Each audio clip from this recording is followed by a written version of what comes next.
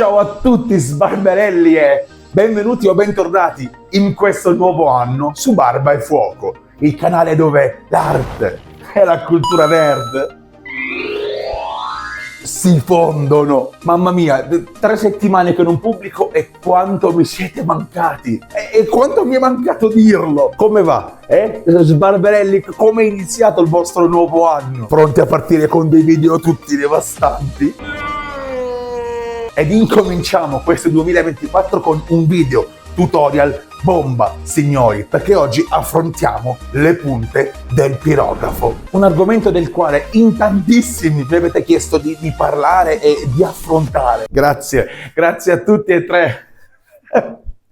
No, si scherza, ragazzi, sono almeno 4. Ed ovviamente quindi, non sapendone un cazzo delle varie punte, eccoci qui. Ebbene sì, dico così perché, come ho specificato in passato e ripeterò in futuro, io ho sempre e solo utilizzato una punta. E che sarà mai? Prima di cominciare con il tutorial però, un paio di cose da dire, come sempre. Per primissima cosa vorrei ringraziare calorosamente oggi Massimo, Serena e Alessandra, e questa volta i nomi sono giusti, che mi hanno inviato le loro pirografie. State diventando tanti a scrivermi ogni giorno, ragazzi, un po' alla volta, prometto, vi ringrazierò tutti. Spesso quando rispondo alle vostre mail mi viene detto che sono troppo largo di manica e che tendo a fare troppi complimenti. 100 cifre meravigliose. Ma guardate questi lavori che nella maggior parte dei casi sono primissime pirografie e sono straordinari. Cioè, io mi aspettavo di ricevere dei messaggi dove le persone mi mandavano una scritta culo pirografata su un pezzo di sedia e mi chiedevano un'opinione. Invece guardate, vi faccio i miei più sinceri complimenti, sbarberelli, e vi spronerò ancora e ancora a continuare a pirografare, perché più saremo e più quest'arte si espanderà. Come sempre, anche questo inizio del nuovo anno, io vi ricordo che se volete contattarmi anche voi per farmi vedere i vostri lavori, le vostre pirografie, chiedermi delle curiosità o commissionare a me una pirografia, potete farlo alla solita mail barbaefuocoinfo@gmail.com. Inoltre vi invito a lasciare un like a questo video se vi è piaciuto o vi è stato utile, iscrivervi al canale Barba e Fuoco e se vi va lasciarmi un commento dove mi dite che sono una creatura stupenda. Per chi volesse inoltre supportare il canale in maniera più consistente, nella descrizione di questo video e nel primo commento vi lascerò il mio link TP, dove potrete fare delle donazioni per sostenere il canale, se vorrete, e fare sempre più parte di questa realtà. Per questo oggi voglio fare un caloroso ringraziamento per i miei primi 2 sostenitori, Grampi Demma e Ricky. Il vostro piccolo gesto è qualcosa di immenso per questo canale, un'ulteriore forma di incoraggiamento per me, per non fermarmi mai. Ma adesso finalmente passiamo alle punte. Quando generalmente ci si avvicina ad un pirografo, le prime volte, e come sempre parlo di pirografi decenti, non questo, ci si trova davanti ad una considerevole quantità di punte, da quella con la forma più arrotondata, quella appuntita, si passa magari a quella con una forma a semicerchio o letteralmente a triangolo. E poi c'è lei. Questa punta è il demonio, ma la vediamo dopo insieme. E quindi quale scegliere? Con quale punta mi troverò meglio per eseguire i miei lavori? E che cazzo ne so io, ne ho sempre usata soltanto una. Ma perché utilizzare ore ed ore del vostro tempo quando potete guardare questo video e impararlo insieme a me? Tengo a sottolineare che lavorando io con il culo, come già detto, ho sempre e solo utilizzato una sola punta con la quale mi sono trovato da subito totalmente in sintonia. Quindi tutte quante le altre le provo oggi per la prima volta insieme a voi. Quindi armiamoci di compensato ed illustrazione a tema Over the Garden Wall, una piccola perla nel panorama delle mini serie TV animate che, se non la conoscete, conoscetela, sbarberelli. Questa serie io personalmente la definisco come l'autunno se fosse rappresentato come un cartone animato. Devo aggiungere altro. Per l'occasione l'ho divisa in 12 sezioni per 12 punte e assegnerò un voto da 1 a 10 ad ogni punta che proverò. Sì, sarà un lavoraccio. Essendo inoltre un video dove io in primis mi approccio a delle punte che non ho mai utilizzato, ho deciso di affrontare la tavola e l'illustrazione con la tecnica delle righe, ovvero non solo i bordi, ma anche tutte quante le ombreggiature e i giochi di luce saranno eseguiti con delle linee. Questo perché io trovo che eseguire dei tratti, delle linee in continuazione, sia il modo migliore per conoscere delle nuove punte di un pirografo. E non è per niente perché con delle punte che non conosco avevo paura di fare un lavoro che facesse schifo se avessi fatto delle sfumature. Birbe! Ma direi di partire perché sono particolarmente curioso di vedere dove andrà a parare il video e di utilizzare punte che non ho mai usato prima e alle quali non mi sono mai approcciato. Secondo me verrà fuori una sbrodomerdata a spruzzo, ma tant'è. Quindi accendete il pirografo, mettetevi comodi e godetevi questo viaggio tra le punte del pirografo insieme a me, perché anche oggi è ora di bruciare un po' di legno. Punta 1. A spatola semicurva piccola. Ok, iniziamo subito questo lavoro con la mia punta prediletta, proprio per accentuare le differenze rispetto a quelle che vedremo più avanti. Ok, questa punta per me è un capolavoro. Ho sempre trovato che gestisca perfettamente il calore del pirografo, anche se per sua natura, non propriamente sottilissima, bisogna fare attenzione a non lasciare segni di bruciature, specialmente se lavoriamo su linee sottili o piccoli spazi. In questo caso, come sempre, ci viene in aiuto la regolazione del calore, con la quale potremo gestirci perfettamente e aggirare il problema. Con un po' di manualità trovo che gestisca perfettamente sia le linee che le sfumature, ed anche con i neri completi se la cava perfettamente, non essendo troppo ampia da risultare scomoda né troppo sottile da metterci troppo tempo. Voto 10. E insomma, sbarberelli, questa è la punta che continuerò ad usare fino al giorno in cui si romperà il mondo. E quel giorno, mi cagherò addosso, credo. Ma passiamo alla seconda, completamente diversa. Punta 2. A curva sottile. Ecco, questa punta è stata davvero una gran bella sorpresa. Ecco una di quelle che devo assolutamente allenarmi ad utilizzare. Questa punta è perfetta per le linee. Data la sua natura sottile, non serve nemmeno giocare troppo con la regolazione, dal momento che in base alla pressione cambia davvero molto il tratto bruciato. Le sue linee sono precisissime e davvero soddisfacenti da eseguire, ed in tutto il suo utilizzo avrò regolato l'intensità del calore forse 1 o 2 volte. Insomma, una punta perfetta per quei lavori che richiedono linee estremamente precise e senza sbavature. Ottima per i principianti che devono ancora affrontare le sfumature. Voto 8. Punta 3. A spatola, curvata e piatta. Ecco, con questa punta ho iniziato a riscontrare delle scomodità. Una punta valida, sicuramente, ma che a parere mio, avendo una scelta disponibile, risulta poco utile, poiché è troppo grossa per dei lavori molto precisi. Sicuramente è più utile per delle sfumature che per delle linee, ma anche in questo caso risulta un po' troppo grande per garantirci la precisione che ci serve, a meno di non giocare molto sulla regolazione del calore. Abbastanza buona per le linee, se distreggerete la mano in acrobazie mortali e slogamento del polso. Per il resto, come già detto, se si ha una scelta alternativa, la sconsiglio. Voto 6. Punta 4. A freccia. Boom! Questa punta mi ha sorpreso davvero. Data la sua forma improbabile, mi aspettavo una punta scomoda e poco precisa, e invece si è rivelata decisamente eccezionale per le linee. Non mi aspettavo questa precisione data la sua forma grande, ma mi sono dovuto ricredere.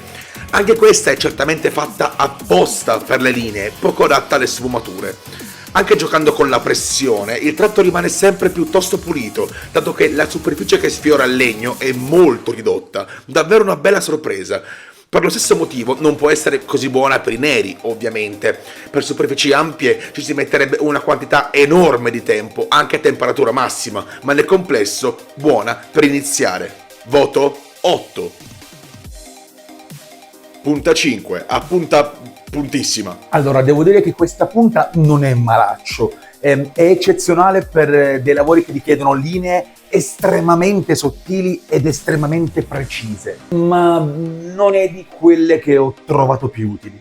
Sebbene la cosa bella di questa punta è proprio che consente di fare linee estremamente sottili, vista la superficie microscopica che tocca il legno, la cosa può essere un contro notevole. In primo luogo perché, essendo estremamente sottile, se vorrete fare punte più spesse dovrete giocare con il regolatore del calore, ma questo può essere pericoloso per il nostro lavoro, poiché essendo così appuntita tende a lasciare dei solchetti nel legno molto sgradevoli da vedere.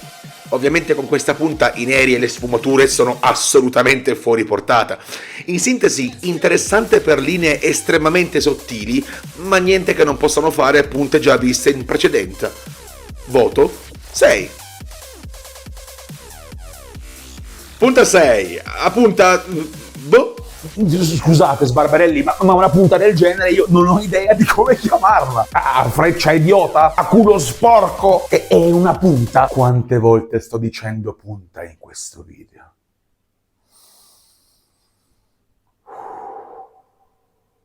Di forma strana, imbecille e storta. Proviamola. Questa è la prima punta che ho trovato davvero poco utile. Sottile, sì, ma meno comoda delle precedenti per delle linee perfette. Sicuramente da utilizzare come seconda o terza scelta.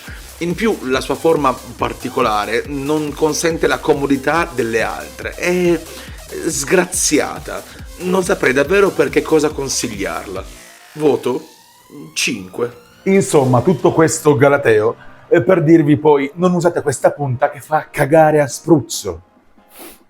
Grazie. Punta 7. A cucchiaio. Ecco, questa è in assoluto la prima punta che trovo assolutamente inutile. A dispetto del suo aspetto molto professionale, in questa punta non ho trovato nessun pregio particolare. Troppo spessa per linee davvero precise, troppo incavata per fare ombreggiature con comodità. Anche per i neri non risulta particolarmente utile, in quanto con una superficie poco ampia e che permette poca precisione.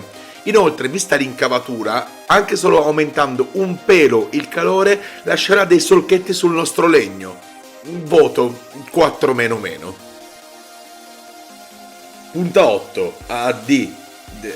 O almeno credo. E siamo a 2. Altra punta che io trovo totalmente inutile e malvagia. Scomoda per le linee perché devi destreggiarti tantissimo con i polsi. Stessa cosa, suppongo, per le sfumature. No. Davvero, anche di questa non saprei che cosa poter dire, se non, a mio avviso, completamente inutile. Per fare delle linee molto precise devi o girare la tavola in continuazione oppure regolare il calore continuamente. Guardate la differenza con le linee della parte sottostante. Da usare è scomoda e non ha un utilizzo specifico. Voto 3. Punta 9. A punta di schifo maledetto! Ecco, io lo sapevo che le punte inutili e robbose sarebbero arrivate tutte insieme. E questa punta è Satana mischiato con la merda. Davvero niente da dire, a mio avviso totalmente inutile ed odiosa. La punta è talmente affilata che tende a lasciare in continuazione dei segni sul legno se la temperatura non è estremamente bassa. La superficie che brucia insignificante, tanto che tende ad allungare ancora il tempo di lavorazione. Già, voglio dire, le pirografie sono cose che di tempo te ne occupano poco, no? Anche sulle linee, in realtà, essendo così sottile, se la cava male. Non si riesce a giocare con gli spessori, donando al tratto una piattezza unica rispetto a tutte le altre punte precedenti, anche quelle più inutili. Non la consiglio per nessun tipo di lavorazione, assolutamente. Chiunque l'abbia inventata avrebbe fatto meglio quel giorno a grattarsi la scrotigia. Voto 0 meno meno di incoraggiamento. Punta 10, a curva lunga, credo. Sì, non so più che nomi inventarmi. Voi come la chiamereste? Ok, per chi è arrivato fino a questo punto del video, voglio un commento qua sotto con scritto #puntaculo, conseguito il nome che dareste ad una punta del genere. E il più brillante verrà citato nel prossimo tutorial. Ecco, per questo mi ero tenuto apposta una parte di pirografia che aveva bisogno di pochi tratti, perché immaginavo che non ci sarebbe stato niente di particolare da dire. abbastanza buona per le linee ed i neri, ma se dovessi consigliarne una per delle linee perfette, consiglierei la 5 o magari la 6. Quindi una volta finito questo video dovrete rimandarlo da capo, perché va visto più volte per imparare al meglio. Come stavo dicendo, una punta senza pregi particolari né difetti apocalittici. Voto 6. Punta 11, a spatola appuntita. Anche su questa in realtà niente di particolare da dire. Punta decente, ma che viene messa in ombra, a mio avviso, dalle punte precedenti. Come per la precedente, per questa punta ho assegnato una parte di tavola con poche cose da fare, anzi una, il riempimento nero. Di nuovo perché immaginavo fosse una punta poco divertente. Rispetto a questa punta consiglierò sempre una punta a spatola tonda, in quanto la morbidezza del taglio incide molto sulla pirografia e per le linee non dà abbastanza precisione e risulta invece perfetta per le sfumature. Voto 5. Punta 12, ad Anticristo. Ok, il gran finale, signori. Questa punta, da quando l'ho vista, ho pensato a quale utilità o quale miglior utilizzo se ne possa fare. E la verità è che non esiste. L'hanno messa nel set per fare girare i coglioni a me. Ma guardate. No, questa punta non deve esistere, è pessima per tutto. Con i neri completi è squallida, poiché lascia degli orribili segni sul legno dovuti alla sua forma ridicola. Con le sfumature stessa cosa, è troppo scomoda, è troppo grande per poter fare dei lavori decenti. E con le linee, pessima, totalmente pessima. Bisogna continuamente distruggersi il polso per lavorare con questa punta. Vi prego, per la vostra incolumità, se la troverete nel set, dovete buttarla appena aperta la scatola. Voto -72, meno, più, meno, rimandato all'inferno! Ma abbiamo finalmente finito questo viaggio tra le punte del pirografo. Rilassante. Avete visto, sbarberelli, quante punte, quante possibilità di diverse lavorazioni esistono? Questo video, mi raccomando, dovrete condividerlo con chiunque, soprattutto con quelli che pensano che magari la pirografia sia un'arte noiosa e che, di conseguenza, ovviamente, chi ha la barba è stupendo. Ma questo non c'entra niente! Zitta, voce!